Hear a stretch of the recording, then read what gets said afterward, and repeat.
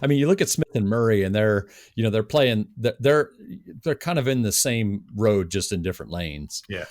Downing, Tipton are like on different continents sometimes. They definitely are. Welcome to Music Musing. Every once in a while, my brother George and I would have these conversations about music. Music is our passion, and it's a huge part of our lives, and we decided to share those conversations with you. So if you love music, sit back and enjoy this podcast.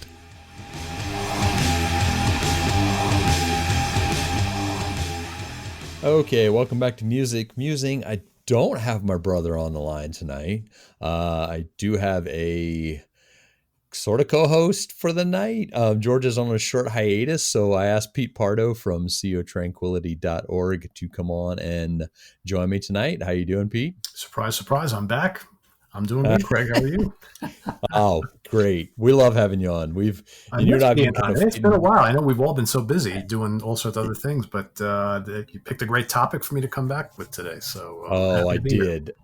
It's actually, and this is kind of one of the reasons I wanted to have you on and to fill in for George as well, because we're both guitar players. My brother is not a musician, and no downing on that. I'm just saying he's not. You are. We both play guitar. We both have played guitar for quite a few years, and we share the same likes in music. So I thought it'd be nice to kind of bring you in and talk about famous guitar duos of the past. Or present, if you feel there's somebody out there now. But I figure with both of us being guitar players, that might kind of stick with us, which I kind of wanted to start off with that. So kind of give me your guitar playing history. So, it all comes down to the music you listen to, right? So I can recall being like an 11 or 12-year-old kid and always liked music. But it's, I started listening to Kiss. And I thought Ace Frehley was kind of cool. And then, every young kid, especially my age, right? Kiss was breaking big. You're a young kid. All of a sudden, you're very, everything, you're like a sponge, right? So all of a sudden I'm like, that's the smoking Les Paul. And, Ace is just so cool and everything like that. But I didn't really get the itch to start playing just then. But I was interested in guitar at that point. And it wasn't till a couple of years later, not many years later, probably like maybe 2 or 3, where all of a sudden I started to listen to like guitar players like Robin Trower and Pat Travers, but more specifically, I got into Deep Purple and a guy named Richie Blackmore and Black Sabbath, named Tony Iommi, and really with Black Sabbath, right? I mean, that's what did it for me, because all of a sudden it's like, wow, that sounds really cool. I would love to play those big riffs like that and be able to play those cool solos and stuff like that. But ironically, the first thing I got was not an electric guitar. It was an electric bass. So really? I also was a big Paul McCartney and Wings fan, big time. Yeah. And I loved Paul McCartney's bass playing. So I was talking to my dad one day, and he was a big Beatles fan. So he was kind of happy that I was taking an interest in McCartney, who he loved from the Beatles. And he said, would you be interested in playing bass maybe? You're interested in taking up an instrument. I said, I would love to try. So they went out and got me like a real cheap, like Cort. I don't know if you remember Cort guitars. Right? They're probably less than $100, right? I mean, we're talking like 1979 or something like that. And got me a little tiny, I don't even remember what the amp was. It was just this tiny little thing. And the bass itself was like a Gibson SG style bass, and it was like what's the color? Like burgundy color, right? So it was kind of young color. Exactly, yeah. And I remember the neck being like the fattest thing you could ever imagine, and it was cool looking, but I just didn't take to it. And then one day, my buddy Dave calls me up, and he's like, "Hey." He goes, I'm at this like garage sale, and this old lady is selling this beat up little electric guitar. It's a no-name brand or whatever. He goes, do you want it? It's like $5 or whatever it was. It was next to nothing. Nice. And I was like, get it. So he got it and he gave it to me. And Craig, it was the biggest piece of junk ever. I don't even think it had a name on it. It looked kind of like a Strat, but not. I mean, it was real cheesy, and the neck was all warped and everything like that. But I didn't care. And I played that thing. I went out and got this little PV amp, right? And I was like, wow, this is great. This is great, until I realized that this guitar is not great.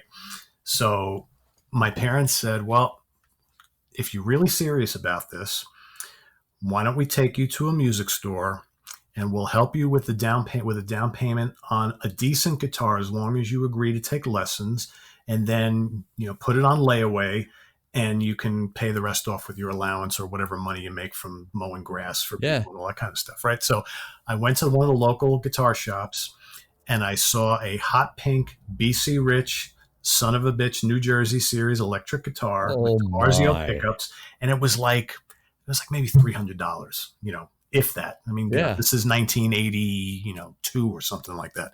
So, which, to a young kid, to a 16-year-old kid, it's a lot of money. So, but we paid the down payment. And here was the deal. So I was actually making payments on this thing. It was on layaway, so I couldn't take it home. But when I would go every week to take lessons, and then I could take it, go to the lesson with the guy who worked there, and then at the end of the lesson, I give it back and I go home and I practice my stuff on that piece of junk, right? So, yeah. You know what it must have been to have to not see that guitar, for like a week or two at a time. So I said, you know what, so I scrounged up whatever money I could, and I went and I paid the whole thing off, and I got it. So Wow. fast forward, so that was like the first real guitar I ever had. And I actually had that through a good chunk of the 80s. And I remember, bringing that guitar to college, which probably wasn't the best thing because I couldn't leave it at home. But, people wanted to grab it. I'd leave it in the room. I'd go out to lunch or something. I'd come back, and there'd be some friend of mine plunking around on it. And my roommate once dropped it on the floor and chipped off one of the horns on it. So, long story short, I wound up selling it later in the decade. Like, I was still going to school, but you know how it is when you're going to college and you have no money, you need money for beer and, all sorts of other things. So, so I wound up selling it for at a pawn shop or something like that for next to nothing. And it wasn't until right then I also had by that time I had gotten a second guitar. I actually bought an old Ibanez Roadstar from Chris Caffrey, from Trans-Siberian Orchestra and Savatage, who I grew up with. And I went over to his house one day, and he was of course was much better than me, and he was starting to play in bands and stuff like that. And he's like, you know what, I'm getting rid of this Ibanez. You're interested in buying it? So I bought it for like $200 or whatever. So I had that. I had those two, and then I sold the BC Rich. I eventually sold the Ibanez. Then, ironically enough, I went out and bought like a Cort white Stratocaster copy guitar, and I had that for a couple of years. And it wasn't until probably like the mid 90s that I went and bought like an Epiphone Les Paul, and then I got an Ibanez, decent Ibanez guitar. And then I bought so many guitars and since then, and a lot of them I've sold. But I have I got a nice core little group right now. I've got 3 Gibson Les Pauls, I've got 2 Strats, a Telecaster, a Gibson SG, and a Epiphone Flying V. So I got a nice little collection. I mean, I play for fun. I wouldn't consider myself a very good player at all, but I can play some cool stuff now and then. I'm more of a riff guy, but I'm a collector, and I just love guitars. So, well, for me, it's fun. You had posted a couple times on Facebook of just kind of going through songs you like and playing with them. And I love hearing that. I love hearing that when somebody can just sit down and kind of go through a song. And it sounds like through the years, you've really picked up guitars with completely different sounds. I mean, for those that care about guitar out there that are going to be listening to this, the difference between a Fender and a Les Paul are big. There's a big sound difference. In fact, kind of what I wanted to talk about tonight too, ties into that to guys that play different styles and different, genres and different guitars, period. So you went through the gamut. It sounds like you hit all the major 80s, the major 90s, and the major currents of guitar types for playing. I've kind of went through my history on a couple podcasts back, but I've kind of settled now to where I own one of each. I own a really nice Fender and a really nice Les Paul as well, because I just, the music I'm playing now kind of demands a little bit of each. And I have the first guitar I ever purchased. It's a Area Diamond. It's kind of a Strat-like body with a fantastic guitar. Love the guitar. That neck is solid. I beat that guitar to death. I have a flat top Les Paul, and then what else have I got? I think that's about it for my electrics. But so that kind of ties in, like I said, to what we're talking about tonight, I wanted to talk about famous guitar duos. These are guys who in a band play together, and when I say play together, they play well together. Yeah. I think of, I mean, I'm the obvious going to go straight to Angus and Malcolm Young for me, because growing up and listening to music, one of the things that inspired me was actually Malcolm Young before Angus. I'm kind of like you. I'm more of a rhythm player. I really like to play rhythm. I'm not a huge lead player. If I learn them, I learn them. If I don't, it doesn't kill me. But I love that Tony Iommi rhythm sound and that Malcolm Young rhythm sound. And even if you want to go into Guns N' Roses, which I actually didn't have them on my list because I don't think those guys play really well together. They complement each other, but they don't play well together. Right. But Izzy is another rhythm player that I really latched onto. But when you listen to guys like Malcolm and Angus, I mean, they're brothers, so that kind of helps a little bit. But those guys can weave in and out of each other. It's hard to tell sometimes who's playing what on their guitar playing. Yeah, and there's a lot of people over the years who've said that Malcolm was actually a better guitar player than Angus, and better rhythm player, absolutely. I mean, there's no question there. Obviously, again, we didn't really hear Malcolm playing lead, so kind of hard to say. But I mean, Angus, pretty damn good lead player. But I think that that's a perfect example of a rhythm and lead player team. You take one of them away, and I'm talking Malcolm right here. You take him away from that band, it's not quite the same. And I saw them live with Stevie, right? That's the nephew's name, and I still thought they were really, really good. But Malcolm was really special. I mean, he was probably arguably one of the greatest rhythm guitar players in harder music that ever lived. I mean, I would even take that further and say he's probably one of the best rhythm writers, because, like you said, if you see them live with somebody different playing with Angus, they can kind of get away with it. But for the guys of that time that were writing rhythms, Malcolm was writing. I mean, you just go listen to For Those About to Rock. I mean, geez, that driving rhythm behind it. Yes, that little plunky high end is Angus, but when that the behind the scenes stuff starts and he starts half playing a chord and then arpeggiating the rest and half playing, and I'm like, wow, that just takes that song to a different level. It's like for a guy like that to write it, it is. And for a guy to write those songs like that, that's where I got most impressed with Malcolm. Yeah. But I mean, that's kind of more, like you said, the more rhythm lead duo. And it's funny because my list is mostly dual lead players, but I have a couple that fall into what we're so along with like Angus and Malcolm. I think another very, very notable lead rhythm team that I think will also go down in history, 10, 20 years from now, if not already, is Hetfield and Hammett from Metallica. Because I think James Hetfield is a terrific rhythm guitar player. He is a riff master. They're on my list, but I kind of wanted to get deep on them. So since you brought it up, we'll go deep on them. Their early stuff almost felt like Hetfield really wanted to play a second lead as well. So if you listen to like the breakdown in Master of Puppets and stuff, where they're kind of doubling each other on the single line stuff, just listening to them then as compared to what they are now, I think Hetfield around maybe Justice, maybe Black Album, started drifting into that straight rhythm player. And he was always the rhythm player, but you're right. I think he's kind of drifted into that. I think early on him and Hammett kind of traded off a little bit more. Yeah. They did a lot of those harmony things. Yeah. And I felt the solo spotlight was mostly Hammett.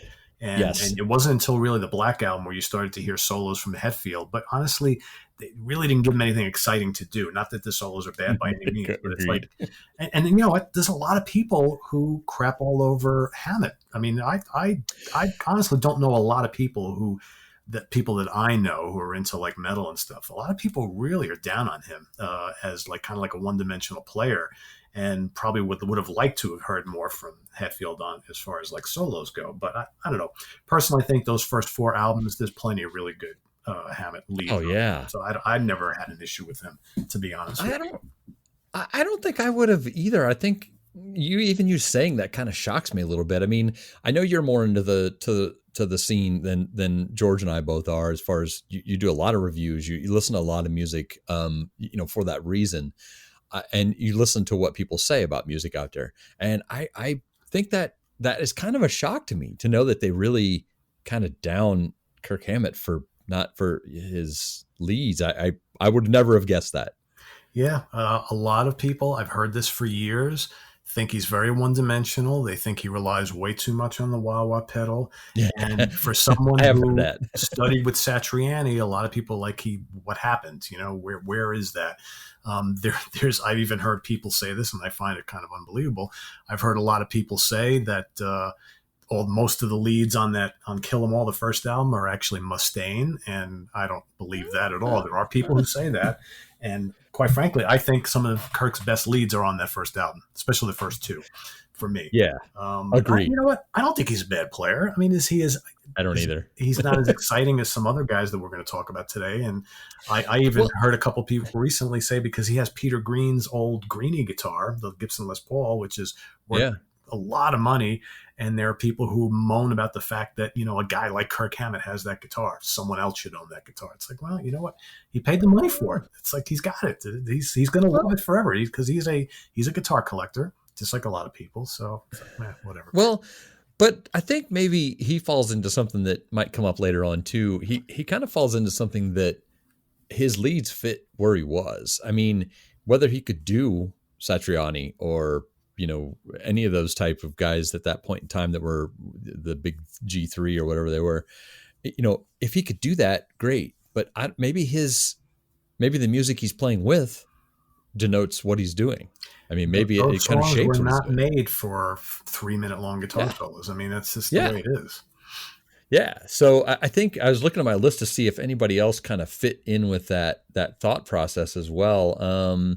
I think the only one I could probably find on my list that falls into that, kind of true rhythm, true lead, would be Scott Ian and Dan Spitz from Anthrax. True. Yeah.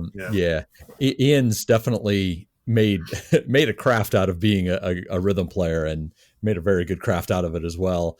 But Spitz is one of those people that I feel always gets underrated when you talk about metal guitarists of the time. But those are definitely a true, rhythm and lead player in that group there. So Dave Spitz added a little bit of flash into that band, because they weren't a real flashy band. And I think he was a pretty serious player. He could really rip. I saw that lineup of the band many times live, and I was always amazed at what a great lead player is. But I tell you what, though, Scott Ian, he's got some right hand, that guy. Yes, he really does. He's for my money, he doesn't get enough credit as being like a kind of serious riffmeister along the lines of James Hetfield and John Schaefer from Iced Earth, and a couple other guys, Malcolm Young. But I'm talking about the more like thrashier guys, the guys who can really, really lay it down. Scott Ian is a hell of a rhythm guitar player. Yeah, he doesn't get a lot of credit for that.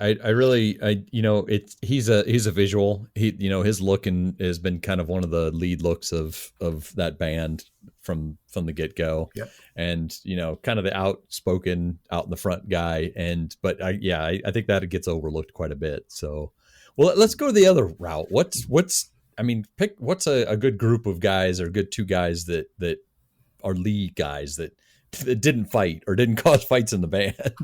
Well, I mean, for me, one of the first ever, as far as like really notable guitar duos, and again, they weren't together for too long. We got to go all the way back to the late '60s. Duane Allman and Dickie Betts in the Allman Brothers Band.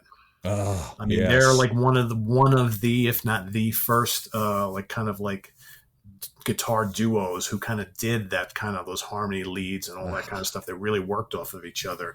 And I think those guys were kind of like the blueprint for a lot of guys that we're probably going to talk about over the next 30, 40 minutes.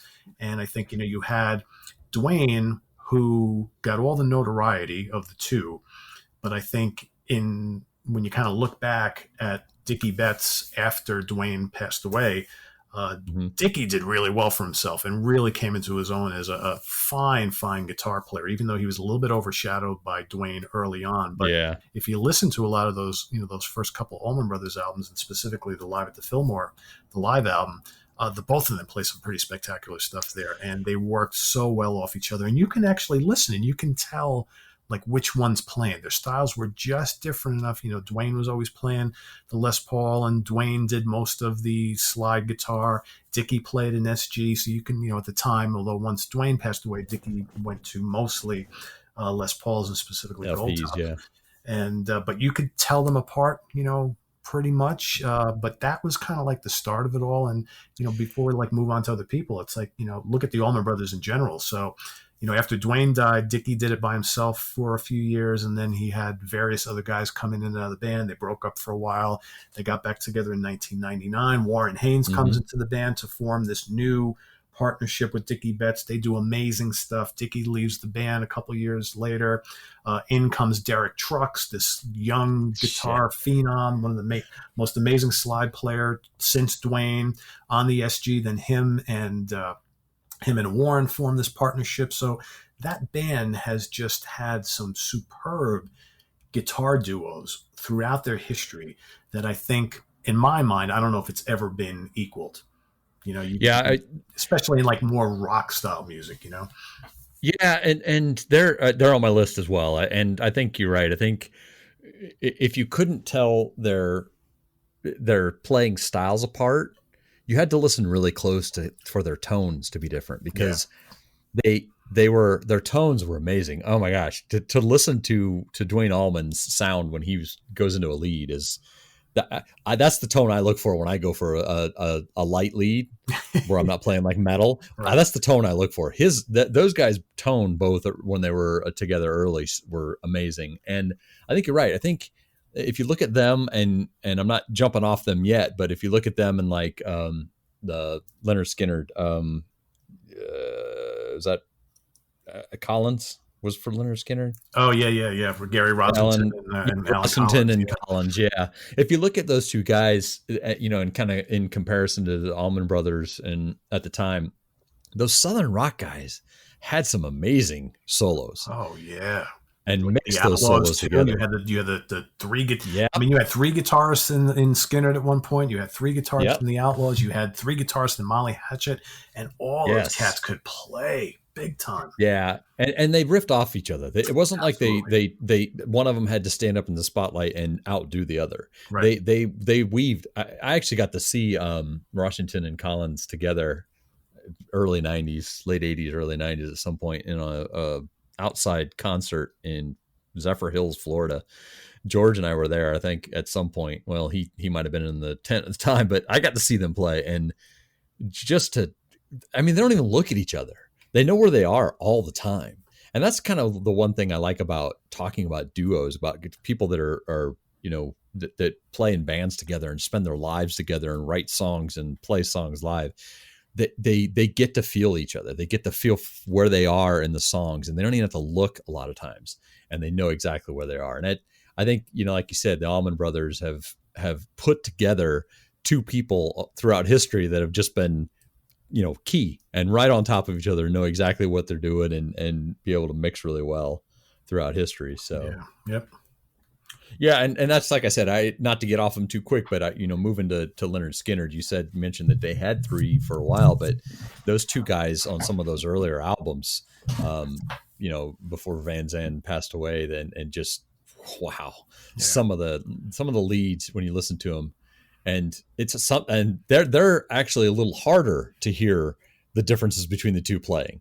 Like one starts, the other one jumps in. It's kind of hard to hear where the differences are. Like you said, with Allman Brothers, it's a little bit easier to hear it. But there were times, I think when it was just Gary Rossington and Alan Collins, when it was just a two guitar band, I could tell them apart pretty well, because Gary Rossington has this kind of like, he only played a Les Paul for the most part. And he had a very kind of slow, almost like Paul Kossoff from Free type of style. Whereas Alan Collins would play, he played would he play Firebird? It was that's the two horn one. But not the SG. It is. I'll get it in a second. Yeah, I'm drawing a blank. Anyway, he was a little faster. He would play faster leads.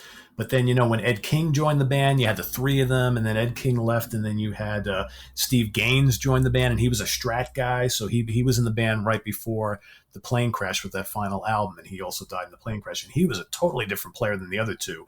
So it's just interesting. And then, after, in the 90s and the 2000s, you had Ricky Medlock in the band from Blackfoot, and you had Huey Thomason from the Outlaws in there for a while. So yeah, sometimes when you got three guys going, you've got to really listen carefully. It's like, okay, who's that now and who's that now? All right. But they're all good. That's good. That's what we're talking about these guys, because they're all really good. Yeah. So I've got a couple more on the list. I'll come back to it in a minute, but I'm gonna throw the elephant in the room out. We'll kind of riff on this a while, because this might take a few minutes. So Keith Richards and X. Yeah, well, I'm glad you brought them up, because I actually was going to throw them in when we were talking about the rhythm and lead guys. So yeah, I mean, Keith Richards is another one of those guys, one of the best rhythm guitar players ever. Can play leads pretty good at times, but he's not a flashy guy by any means. No, he's very slow. Yeah, he is. So you got Keith Richards, Brian Jones, Keith Richards, Mick Taylor, Keith Richards, Ron Wood.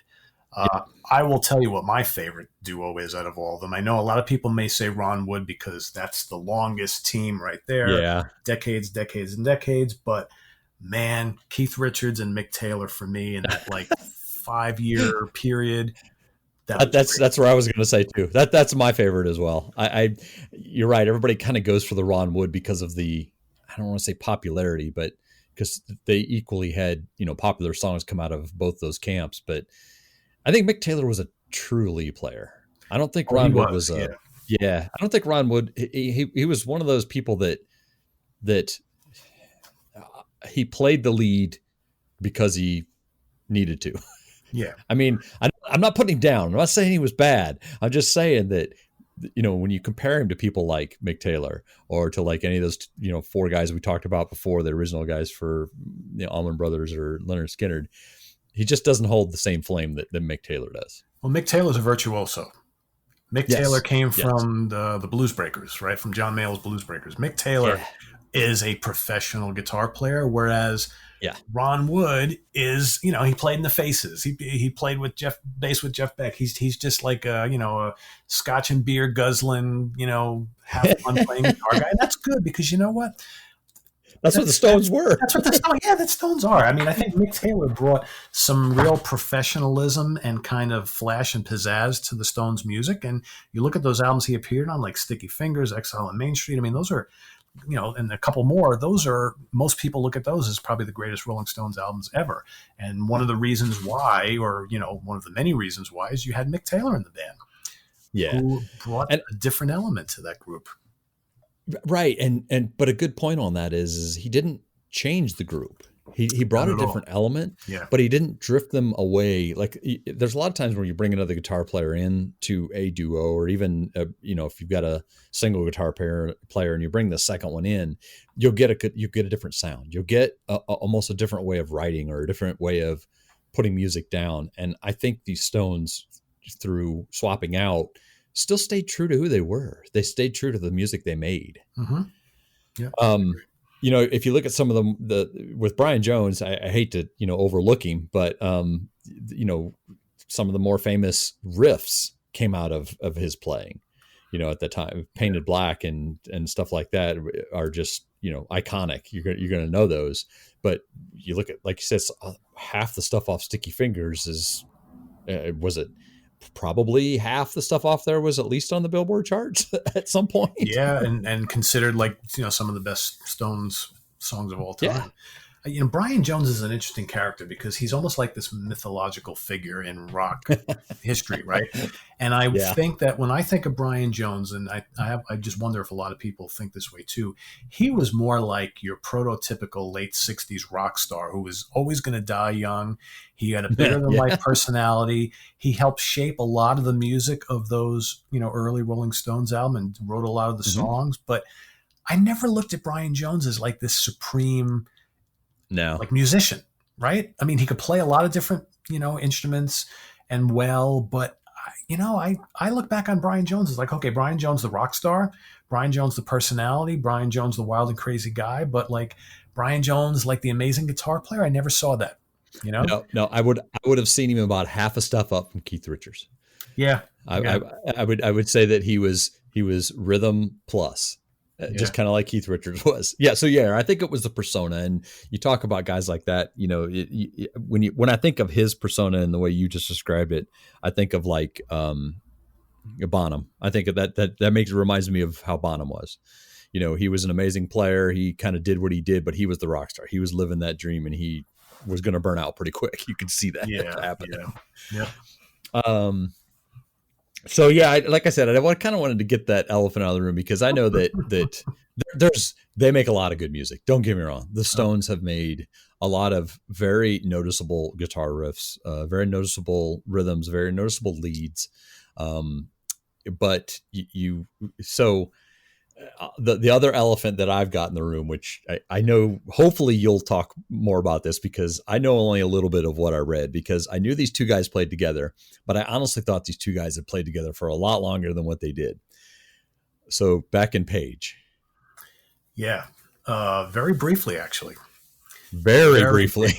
Yeah, very briefly. In fact, I believe as far as studio recordings go, they only played side by side, I think, in one album, and Page played bass on that album. But live Yes. on one tour, and was right at the end before Beck flew the coop, they played guitar next to each other for a number of shows. Beck left, and Page became the sole lead guitar player in the Yardbirds. So that was very, very fleeting. But Yes. could you imagine? I mean, just that. I think most people salivate to think that. What if Beck stood around a little longer and they did that for like a couple of years? Could you imagine? I mean, they might not have been a Led Zeppelin or a Jeff Beck group, but still, could you just imagine like the albums that those guys would have made together? Yeah, I think that would almost have been an ego clash. Oh, But I think if they could have, yeah. I think if they could have gotten past that, you're absolutely 100% correct. I think that's one of those what ifs. We kind of do a what if every once in a while. That's one of those what ifs that you could probably riff on for a long time, for lack of better words. I mean, so what research I did, and I always heard that they played together. I never really researched into it, and I just wanted to look into it and see if I was missing something. Supposedly, they did record one song, Happening 10 years ago, was supposedly recorded with both of them on it. Now, I may be wrong. I may have gotten wrong information, but I listened to it and I was blown away.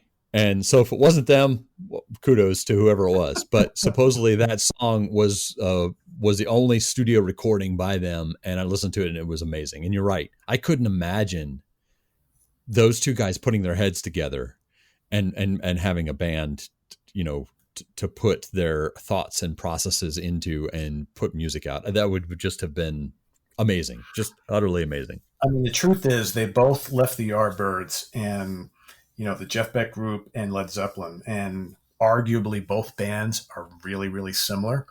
And it's almost like both guys were trying to outdo each other and steal from each other, because it's like you listen to that first Jeff Beck album and you listen to Zeppelin's first album. I mean, there's so many similarities. And they a lot of hard blues pulls, but yes. Oh yeah, I mean, just cover tunes and stolen riffs and ideas from old blues stuff, and it's like almost the same band but with different players. And just imagine, it's almost hard to imagine the two of them doing that together. Wow. I think it would almost fall into a couple of those early ones we mentioned, like the Allman Brothers. I couldn't imagine. I could imagine those two weaving in and out of their leads like Allman Brother guitarists, like Betts and Allman. I could see those, just coming in and out of each other, and one starting a lead and the other finishing up the lead, and one moving into another lead. But who plays rhythm in that band? As much as I love Jimmy Page, but he's not really known for his rhythms. I mean, some blues riffs, yes, but he wasn't much of a riff writer. He wasn't much of a standard chorus verse chorus type writer. He was very intricate in the way he wrote. So. Yeah, I mean, he wrote. Led Zeppelin had a lot of great riffs, but he was more about writing for the song and coming up with great arrangements. Whereas I think and I think Beck was just a completely different player. I mean, he came up with good riffs too early on, but again, he was more of a soloist, I think. Yeah, who would come up with like, didn't write a lot of his stuff. I mean, that was the difference because Page wrote everything. Whereas Beck, did some writing, but he relied on outside writers and did lots of cool covers and things like that. So there's a difference there. I think Beck wanted to be a what's the word I'm looking for? Like a pioneer on the instrument, whereas Page, good point, really wanted to create a great band and write great songs. So I like that. That's the difference there, right? That's a really good way of putting it. I think you're right. I think that might have been what, I don't want to say held them back. I mean, if you look at those two bands next to each other, like you said, there's a lot of the same sounds, a lot of the same ideas. But obviously, if you look at the popularity, you're going to say that Led Zeppelin was more popular than Beck's band. Without question. But maybe that's what the sacrifice was. Maybe he pushed a lot of more boundaries than Page did in Led Zeppelin and got something unique out of it, where Led Zeppelin, no offense, they're a lot of their first 3 or 4 albums, there's a lot of similarities in them. Yeah Kind of like AC/DC, there's a lot of similarities in their first couple albums. So But what else you got on your list? Like all these years later, we're talking about both of them now as separate guitar players, but I think you look at both of their careers, neither one of them recorded, to my knowledge, any albums with another guitar player. So that kind of shows you something. Yeah, even when Page did his solo stuff. No, he also played with another. What was that band he played with? He played with the Black Crowes briefly, and I know that was more live stuff. He played with David Coverdale. Oh, that's right, Coverdale Page. Yeah. But again, he's in all this stuff. He's the only guitar player. So, to my knowledge, with the exception of the Black Crowes, which he toured with. That he played with obviously another guitar player there, Rich Robinson. But he's always been, and the same thing with Beck. Beck never did, to my knowledge, any albums with another guitar player. So the two of them didn't like to play nice with someone else. Obviously, I'd never thought about that before. That's interesting. Yeah, wow, crazy. And we didn't even talk about it. We kind of passed over the Beatles here. We probably should give a quick little plug. So did Lennon actually play guitar? Yeah, Lennon actually was a very good rhythm guitar player, and him and Paul occasionally played some leads, but George Harrison, really fine guitar player. I don't think he doesn't get enough credit from me and a lot of people as being just a really, really superior player because some of that Beatles stuff, not really flashy, not really known for lead guitar, whatever, but man, the intricate chords and just a lot of the arrangements, just really, really good. So I wanted to make sure we at least plug them a little bit. No, I think Harrison the camp that Harrison fell into for me was he was either really pop or really experimental. Yeah. Like I never felt until he started playing with the Wilburys that he really was much of a sit down songwriter where he was writing a good melody and playing along with it. It was either really poppy or really way off the charts. And like you said, with odd chords and odd progressions. Middle Eastern things. Yeah. Oh yeah. And so I tend to omit them when I think about the duos because I always felt like it was just him playing guitar. I know it wasn't. I was joking when I said that about Lennon. I know it wasn't just him playing guitar, but I always felt like it was always just him that I heard. If you listen closely, yes, but like the live stuff and when you're like, look, when they were when they're first coming into the country, into the United States and stuff, a lot of those concerts and stuff, if you listen close to the music, you can really only hear one guitar. And that's always bothered me. So, but yeah, I agree. I mean, the Beatles definitely find a spot. And I think, when you look at what we're talking about with duos, we've talked about rhythm lead and like dual lead, but I don't think there's too many out there that made a hit that were just, two rhythm guys. And if I was going to say somebody came close, that's what I would say about the Beatles is I didn't really feel like there was a heavy lead person in that group. It was they weren't that kind of band, right? So I mean, and then when you did hear a lead, you were like, oh, that's kind of cool, right? Yeah, that's different. But yeah, what else you got on the list then? Well, here's an interesting one. I want to throw these guys out because I think they're very notable, but I think this is one of those bands where you had two guitar players, both pretty good, but I think the one guy that got all the spotlight was not as good as the guy who didn't, and kind Should of, have. yeah. And that's Joe Perry and Brad Whitford from Aerosmith. Oh yeah. Yeah, face of the band syndrome. It's You know, the Perry, Chemical Brothers. Perry and Tyler out front, and they got all the acclaim and all that kind of stuff. But I got to tell you, I always thought Brad Whitford was a better player. I As know far the as Joe Perry lead, fans are going to hate me for that, but and no, I'm not saying he's a bad player. I think Joe's a fine player, but I just think Brad is a better guitar player.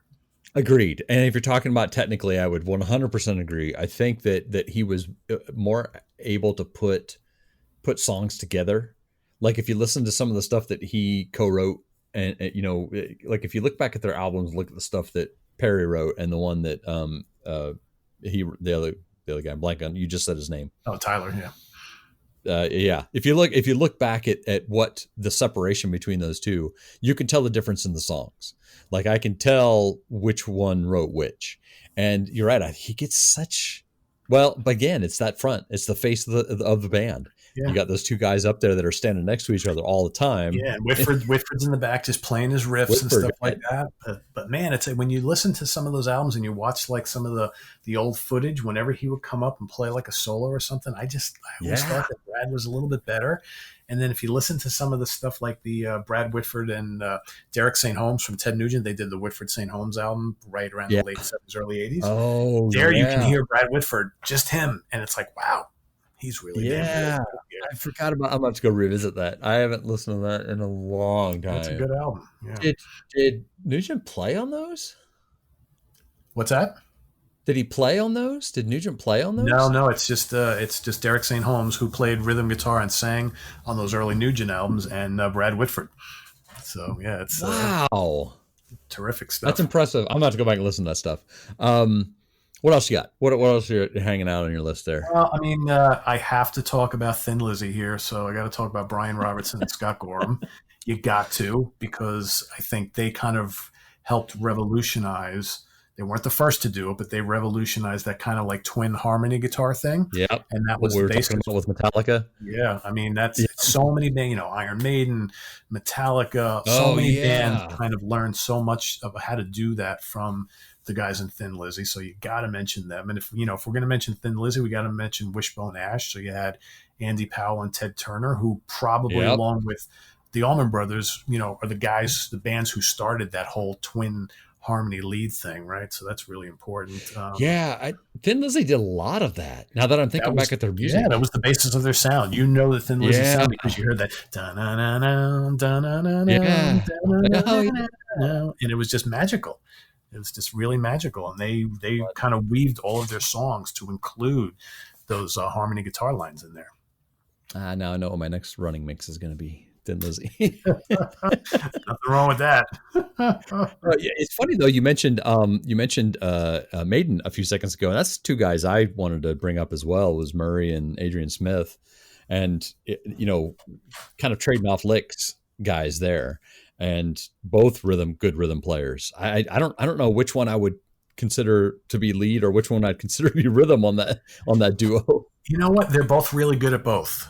Here's my thing with the guys in Maiden. They're both terrific players. They're both great rhythm players. They're both really good lead players. I don't think either one of them, though, is like a absolute virtuoso. But they don't need to be, right? They don't need to be.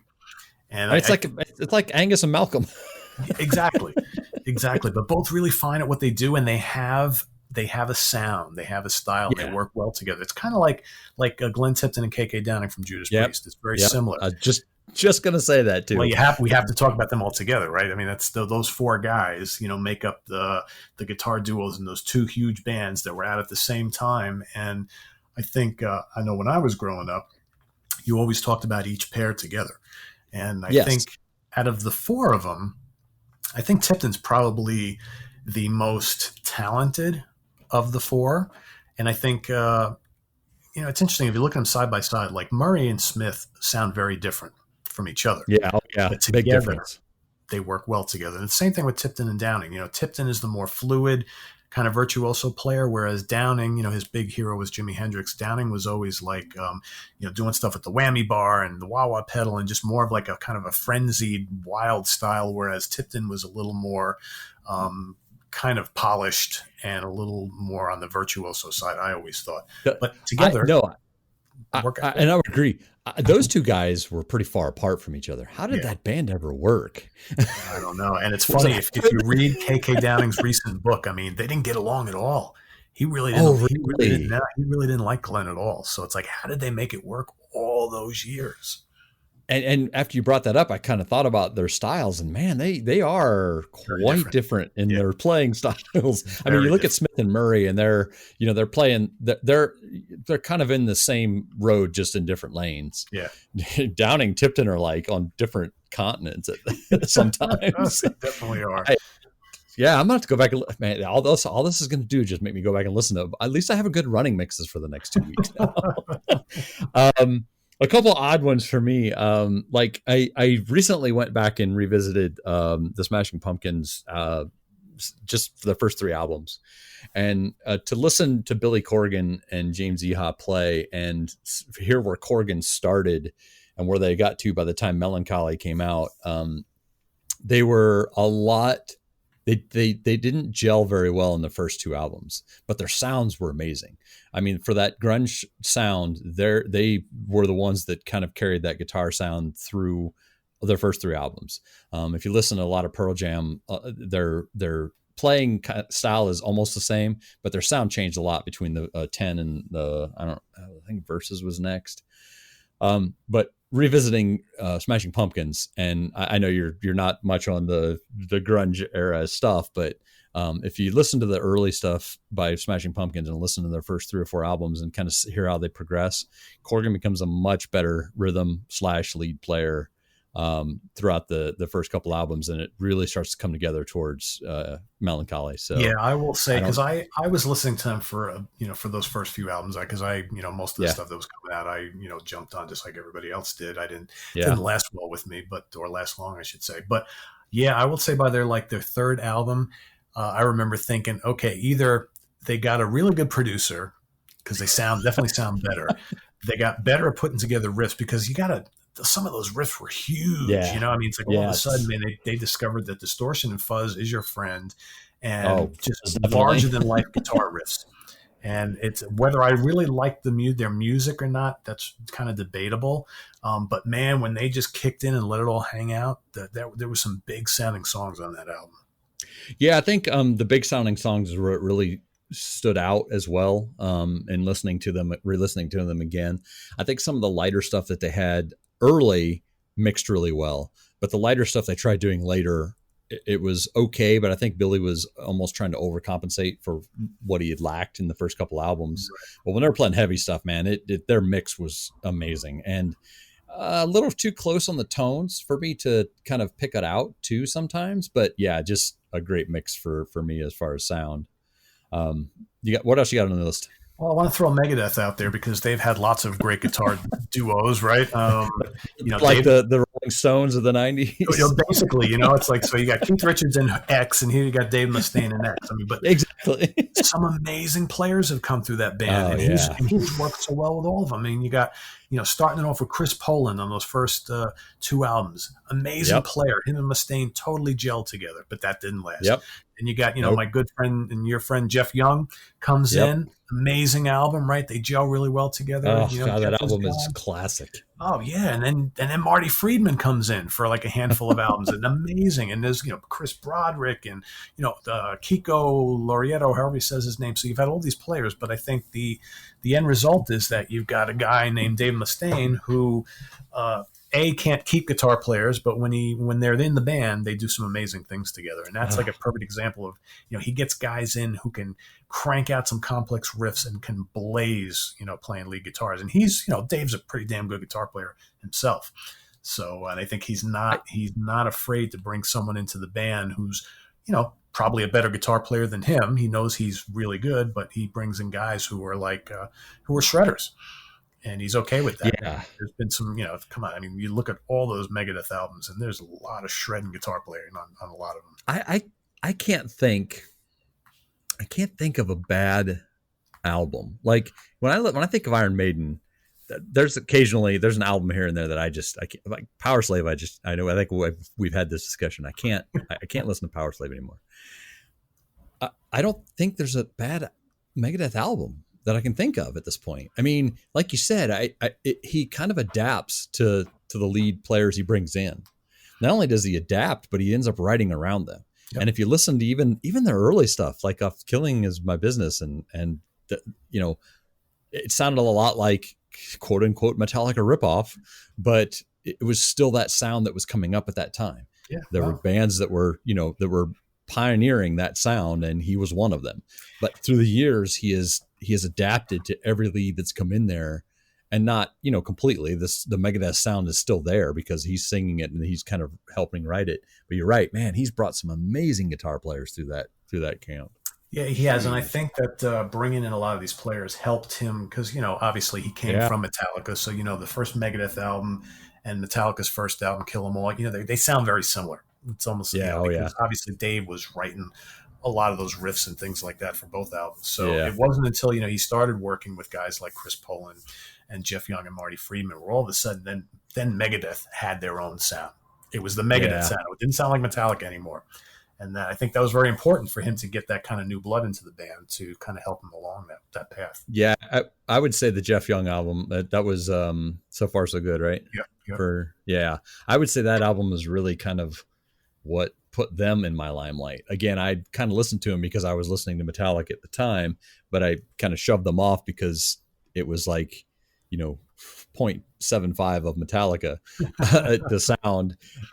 But as soon as that So Far So Good So What album hit, that was an integral part of my music listening life.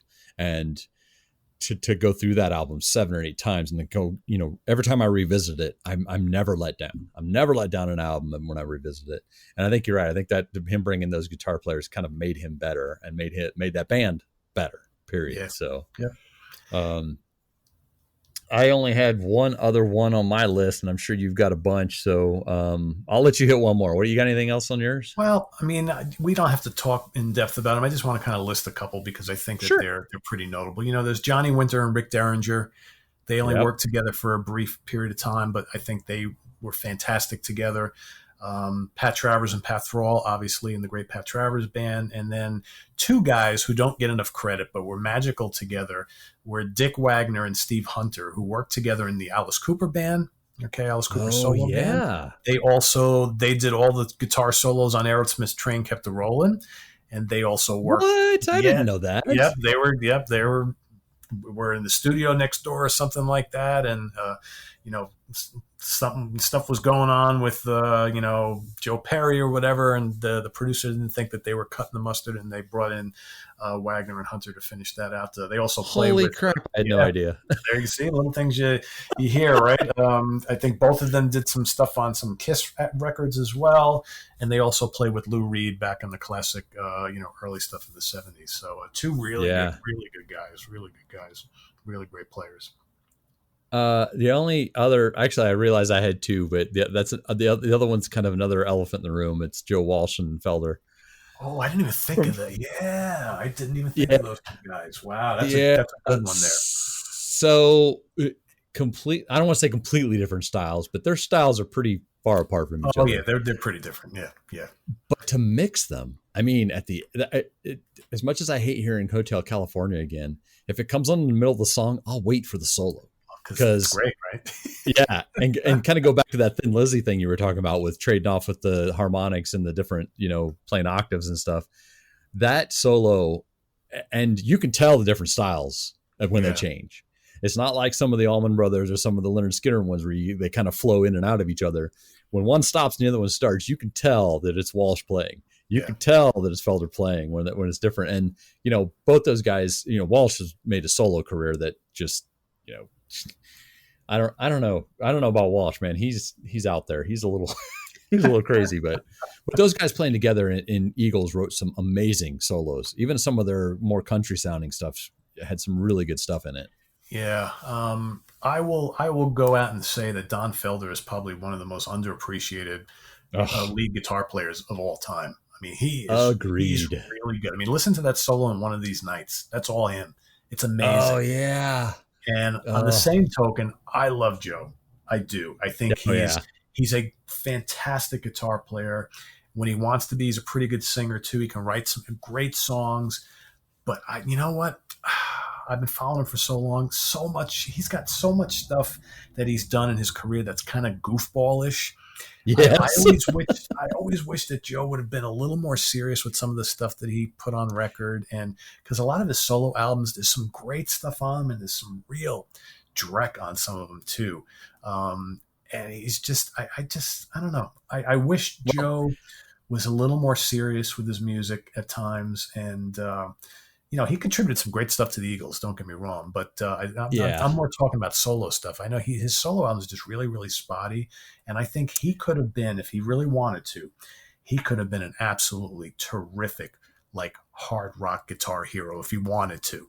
But he never let that side of him out too often, unfortunately. No, and I think he relied too much on his singing, and I know that sounds kind of weird, but I think had he wrote what he wrote and let somebody else get in the front, he might have felt his music might have felt a little bit better. I really feel about him the same way I do about Zappa. I think that Zappa had a lot of bright moments, but a lot of stuff that just was way too experimental, A, for its time, and B, period. But that's kind of the way I feel about Walsh, is I feel that he really pushed the edge a little too far sometimes, but he could have been the guitar player. He could have, and maybe that's because the Eagles broke up. Maybe that's what did it. Maybe if the Eagles would have stayed together and he made a name for himself there, they might have done something great. Who knows? Well, here's the thing with Joe too. I mean, and it's funny you bring up Frank Zappa, because I'm gonna coin a title of a Frank Zappa album, which is called "Shut Up and Play Your Guitar," which he basically put out an album of just all his guitar solos because people wanted to hear Frank play guitar, no singing, no silly songs. And you know what? I'm telling Joe Walsh right now, shut up and play your guitar, because I think, you know what, Joe? Agreed. There's nothing terrible with being a guitar hero. And it's almost like he didn't want to be. It's really like he didn't want to be, which is a shame. It's like he wanted to be the band after he left the Eagles. And like you said, just shut up and play guitar because you're good at it. You're good at writing. You're good at writing licks. You're good at writing leads. Let somebody else sing it. Yeah. I mean, he Not had an that I hate his opportunity. voice. Because the Eagles broke up after the long run, right? So this beginning of the 80s, and they break up, and he had, he released a bunch of solo albums throughout the 80s.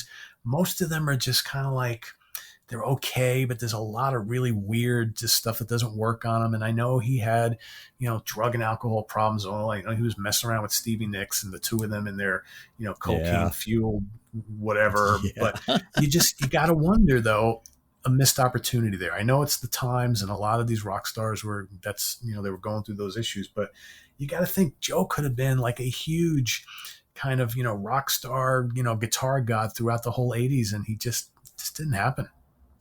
Yeah. I think if the name Joe Walsh comes up, I really don't think of him as a guitar god. Like you said, I really think of him as a singer. I would think of him as more of a singer than a guitar player. Yeah. Yep. Exactly. Yep.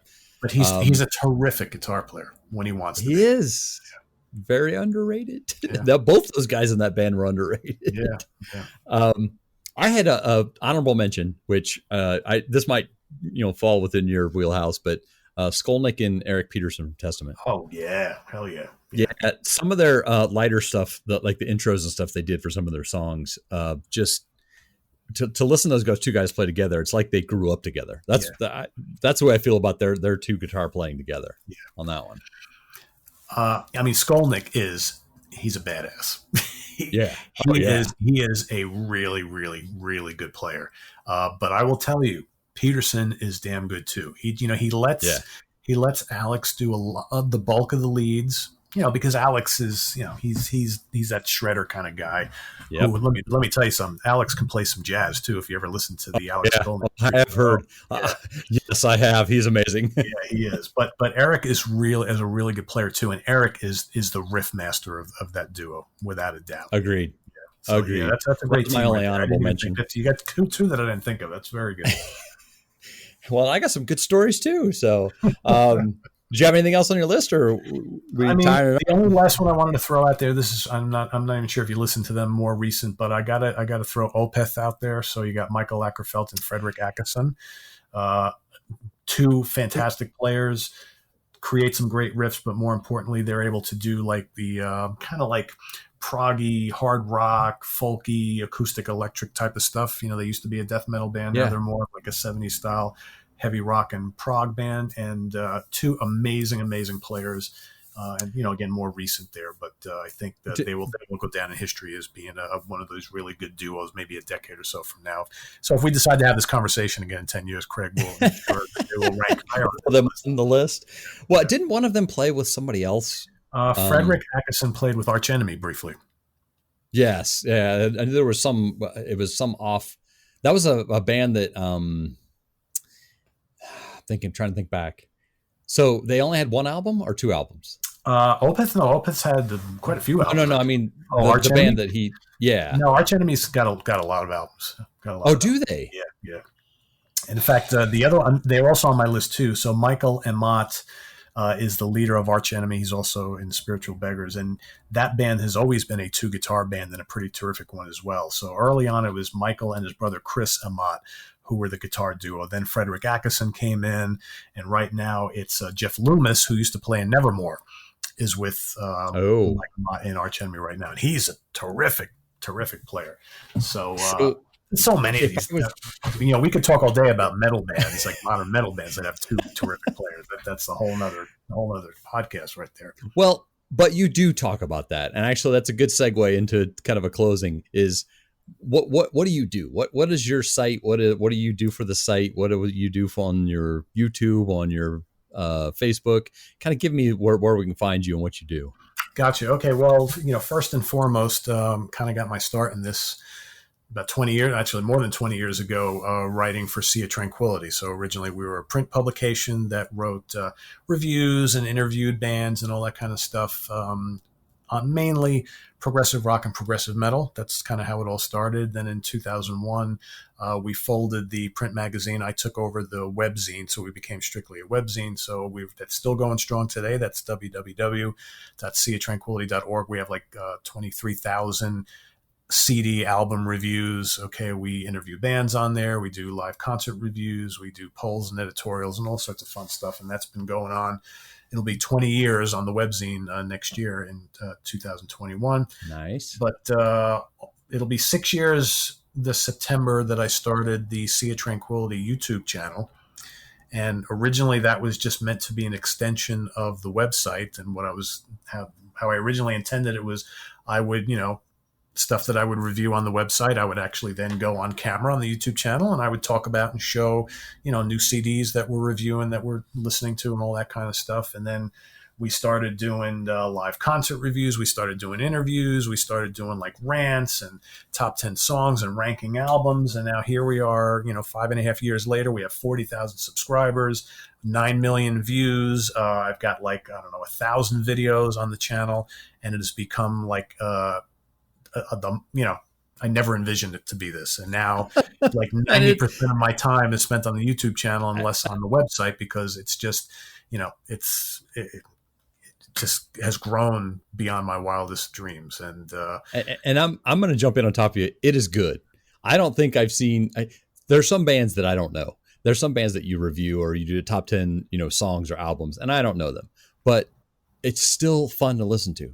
And I know you've had us on a couple times. You've had us on some rants and some what ifs, and we've had you on our podcast quite a few times. But I can honestly say that everyone's listening. Do yourself a favor. Just go out and start going through his videos. There's a lot of them out there, like you said, but like the rants are my favorite. I could sit and listen to those. I could probably listen to those on repeat and be okay. But yeah, you know, it's funny because I actually went to broadcasting school. That's what I, you know, studied for in college, and that's what I intended to do for a living. And it didn't really work out that way. But it's funny how, you know, 30 years later, I'm kind of doing on my own what I wanted to do professionally, like all those years ago. And you know, making a little bit of money at it, which is good. I mean, I still have a full-time job and all that kind of stuff, but this is just really good. And I'm basically just talking about, you know, music that I love, you know, all forms of metal, progressive rock, hard rock, classic rock, a little bit of jazz. I mean, that's what we cover. And just people, and I have a great cast of guest hosts. You and your brother are, you know, two of a whole bunch of them who I love having on the shows, because you bring, you know, an expertise and a different personality, a different perspective, and people love the interaction. It's an honest show. And, when it comes down to it, I'm just a fan like everybody else. I'm not trying to be a celebrity Yep. here. I'm just here to, talk about music that I love because I like a lot of bands. I've got a lot of experience with a lot of bands, a lot of music. I know a lot of albums. I own a lot of albums. That's all I do is I talk about bands and music.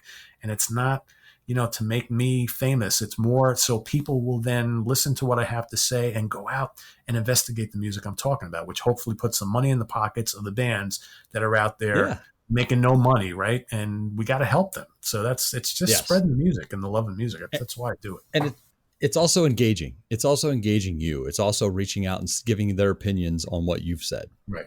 Yeah. We have a very, very tight community of people who like that kind of, they want to be able to communicate and give feedback and discuss things amongst each other. So I try to make like what I'm talking about interactive. So that's why I do like, we did recently.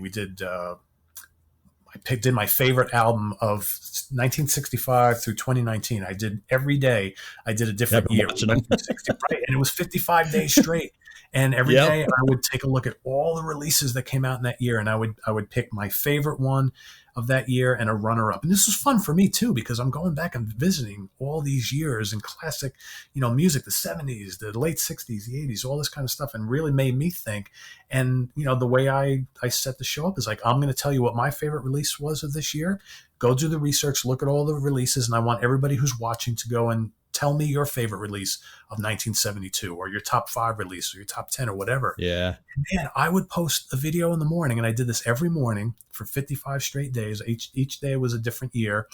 And literally the video would be up on YouTube for an hour, and I would have like 3,000 people view the video and 1,700 comments because almost everybody would comment and put down their favorite. And people loved it, and they didn't want it to end. So now it's like, now that that's over, I had to start something different. So now I'm doing this deep cut dive show, which basically I pick a band and I pick like 5 songs out of their catalog that are true deep cuts that weren't a radio hit, that weren't a greatest hits album song, that weren't played live by them all the time. For people who maybe don't know that band that well or only know the hits, the popular songs, here's 5 songs for you. And I'm asking everybody watching, if you're a big fan of band X, give 5 other songs from their catalog that someone who doesn't know that much about this band or only knows the popular songs, so they can go and listen and maybe hopefully investigate that band's music more. So that's what we've been doing for the last 2 weeks, and that's working out pretty well as well. So, but in addition to that, I do reviews, and I've been interviewing a lot of musicians and bands and all that kind of stuff recently too. So there's all sorts of fun stuff on there. It keeps me very, very busy, Craig. Yes. Oh no. Believe me, I see how many posts you have come up. It's hard for me to get to all of them and listen to them. But if people want to find the year, the following through the years, that's still on your YouTube channel, right? They can just go and pick it up. Yeah, we've got playlists. So I have playlists set up. So every video that's on the channel is in a playlist. So there'll be a playlist for our top 10 song shows. Awesome. There'll be a playlist for album of the year shows, playlist for the rants, playlist for the reviews, playlist for deep cut dive, playlist for ranking the albums, all that sort of stuff. So there's playlists for everything. So and you can just search. If you're just looking for, see if we talked about a band, just go to that little magnifying glass and type it in and search, and you'll find whatever we've got. So it's pretty easy to find stuff. Awesome. Pete, I really appreciate you coming in, sitting and talking about guitar duos. It's a nice fill in for us for being guitarists. George is going to be off for a couple episodes, so I just wanted to at least bring a couple people in and maybe do some interviews. But I really appreciate you coming on, then. Well, thanks for having me. This was fun. I could talk guitar players all night. and we just did. I appreciate it. And we'll catch up to you in the next little bit. We'll either be on your show or you'll be on ours again. Okay. There you go. Sounds good. Take care, everybody. Yep. Bye. Bye.